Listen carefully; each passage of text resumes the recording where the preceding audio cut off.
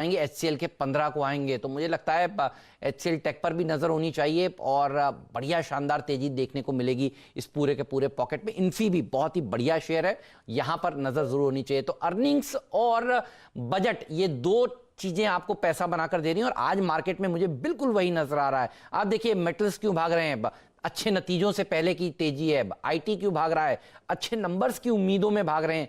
PSUs क्यों भाग रहे हैं, बजट से पहले की रैली देखने को मिल रही है। तो अगर आप गौर से देखें तो बिल्कुल वही हो रहा है जो आपने आज सुबह सुबह प्री ओपनिंग में और मुनाफे की तैयारी में सुना था, बिल्कुल वैसा ही देखने को मिल रहा है। मयूरेश जी, IT में आपका फेवरेट वाला बताइए कौन सा होगा और आप क्या उम्मीद कर रहे हैं मिड कैप IT कंपनियों में? कोई अगर अच्छे नतीजे जहां पर आप एक्सपेक्टेशंस कर रहे हैं तो प्लीज शेयर करिए।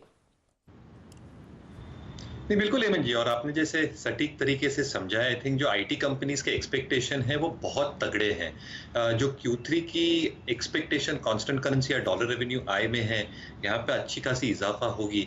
मार्केट्स ये भी मान के चल रहे हैं क्योंकि दिसंबर का महीना होता है, तो आई थिंक फरलॉक्स, क्रिसमस की छुट्टियों की वजह से थोड़े वर्किंग डेज कम मिलते हैं। वेज हाइक्स की वजह से थोड़ा EBIT मार्जिन पे प्रेशर आएगा। पर जैसे ऑर्डर विन्स आएंगे इनको डिजिटलाइजेशन की वजह से, कोविड के वजह से, अलग अलग इंडस्ट्रीज से, not just with BFSI but manufacturing, वापस रिटेल और टूरिज्म तुल पकड़ रहा है ग्लोबली, और automation related to AI। I think outsource like IT should benefit significantly. तो टॉप टियर नेम्स में HCL टेक महिंद्रा है ही, मिड कैप में भी हमने बहुत शेयरों की जिक्र किया था। But I think with in mid cap again, I think leaving aside the top name जो कविता जी ने डिस्कस कर लिए हैं, मुझे लगता है लार्सन एंड टुब्रो, इन्फोटेक पे ध्यान देना चाहिए।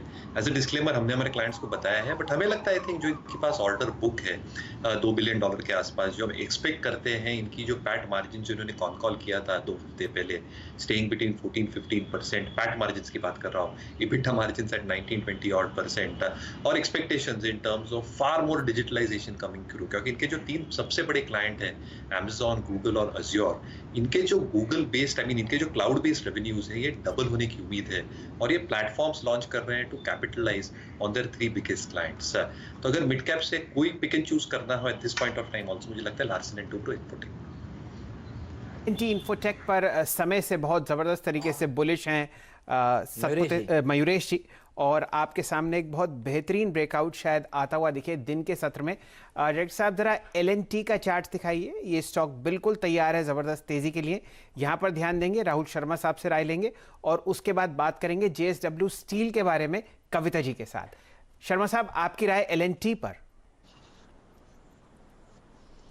जी हाँ, बिल्कुल LNT में भी काफी अच्छा सेटअप है। यहाँ पर स्टॉक कंसोलिडेशन के बाद तकरीबन 7-8 सेशन में स्टॉक ने 1280-1300 के रेंज में कंसोलिडेट किया और आज के सेशन में स्ट्रॉन्ग मार्केट के साथ में ब्रेकआउट की तरफ जा रहा है। तो आई थिंक यहाँ पर 1360-1370 के लक्ष्य के लिए यहाँ पर लॉन्ग किया जा सकता है। मेरे हिसाब से 1290 का स्टॉक यहाँ पे आइडियल होगा। तो इस हिसाब से आई थिंक मार्केट का मूड है। आई थिंक ये जो कंसोलिडेशन वाले सेटअप से यहाँ पर हमें अच्छा मोमेंटम कंटिन्यू होता हुआ दिखना चाहिए जनवरी सीरीज में। तो LNT में भी लॉन्ग पोजीशन बना के चल सकते हैं। 1360-1370 का इमीडिएट लक्ष्य होगा और पोजिशनल बेसिस पे मुझे लगता है कि इसमें 1500 का लेवल भी आ सकता है।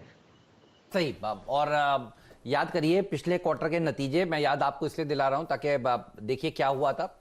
जबरदस्त नंबर्स आए थे और साथ में एक डिविडेंड भी दिया था कंपनी ने, कोई उम्मीद नहीं कर रहा था और देखिए इसने एक पॉजिटिव सरप्राइज दिया है और उसके बाद सारे के सारे कैपिटल गुड स्टॉक्स में भी जबरदस्त रैली देखने को मिली। LNT बढ़िया स्टॉक है, बढ़िया प्रदर्शन दिखाता हुआ नजर आ रहा है, लेकिन सुमित कह रहे हैं जल्दी से आ जाइए मेरे पास वरना उनका स्टॉक भाग जाएगा। सुपरमैन आ चुके हैं देखिए स्टूडियो में और सुपरमैन की स्पीड से उनका शेयर जनरली चलता है। आपने देखा है पिछले कुछ दिनों में क्या बढ़िया बढ़िया स्टॉक्स आपने बताए हैं। मैं तो छुट्टी में भी देख रहा था, आपने होटल स्टॉक्स बताए थे और आज हमने देखा अब वो बयान आता हुआ अजय भूषण पांडे जी फाइनेंस सेक्रेटरी का, तो होटल शेयरों में क्या जबरदस्त रैली ताज जीवीके में देखने को मिली थी। 2 ट्रिगर चुने थे, पहला डिफेंस था वालचंद नगर, टारगेट हिट हो गया एक ही दिन में। और दूसरा नाम था ताज जीवीके, अपने ऑलमोस्ट टारगेट के करीब से आसपास कामकाज करता हुआ दिखाई पड़ रहा है। तो 2 दिनों में ही टारगेट ऑलमोस्ट अचीव हो रहा है। आज सेक्टर कौन सा चुना है आपने और स्टॉक भी बताइए। देखिए आज सुबह जब एक रिपोर्ट की हम बात कर रहे थे वो था मेटल स्पेस पर। सही है। और मेटल में सभी ब्रोकर्स ये मान रहे हैं कि प्राइस हाइक हो सकता है यहाँ से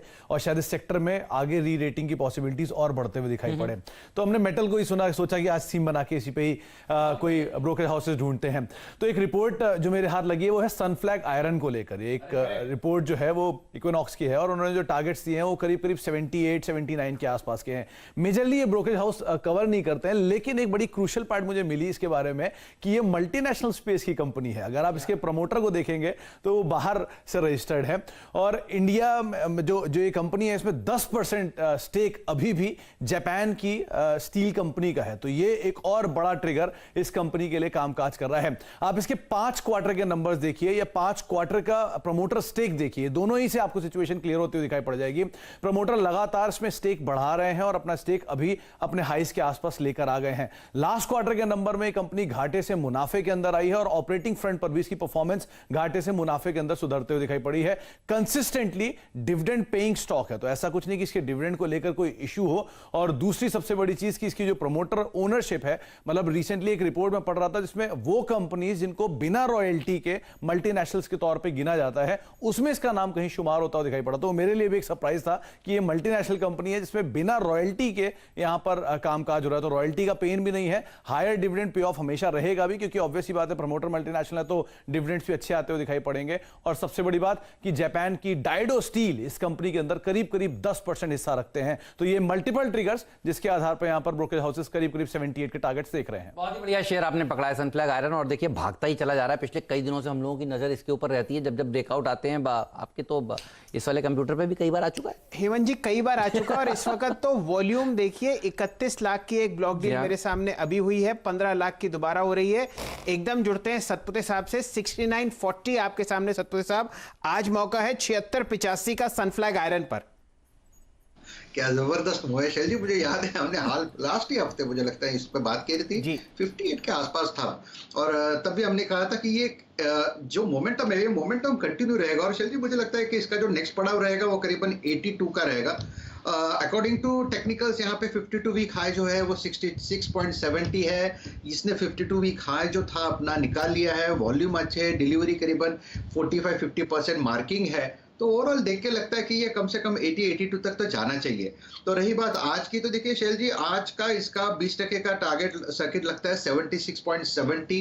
तो बहुत ज्यादा चांसेस है क्योंकि आज इसने अपना 52 वीक हाई निकाला है, कल का हाई भी निकाला। तो जितने जितने रेजिस्टेंस थे, जितने जितने सप्लाई पॉइंट्स थे वो सब निकाल दिए हैं। तो बहुत ज्यादा चांस है कि आज अपना 20% का सर्किट लगाएगा। फिर भी ऑन अ कंजर्वेटिव साइड 73 एक पहला टारगेट लीजिए, 73 के आसपास पुराने रेजिस्टेंस के आसपास 73 एक बार के लिए दिखता है। और 73 निकलने के बाद मुझे लगता है ये 52 वीक हाई क्रॉस करने के बाद ये 76.70 जाएगा। तो 73 पहला टारगेट, दूसरा टारगेट रहेगा 76.70 % ऊपर। और देखिए ये शेयर अगर आपने हम लोगों के साथ यूरोप कभी भी पकड़ा, आज भी देखिए छूटने का मौका मिलता है। मतलब पैसा हमेशा से बना के देता हुआ ये शेयर 52 वीक हाई यहां पर लगता हुआ नजर आ रहा है। इस समय 6935 का 52 वीक हाई है।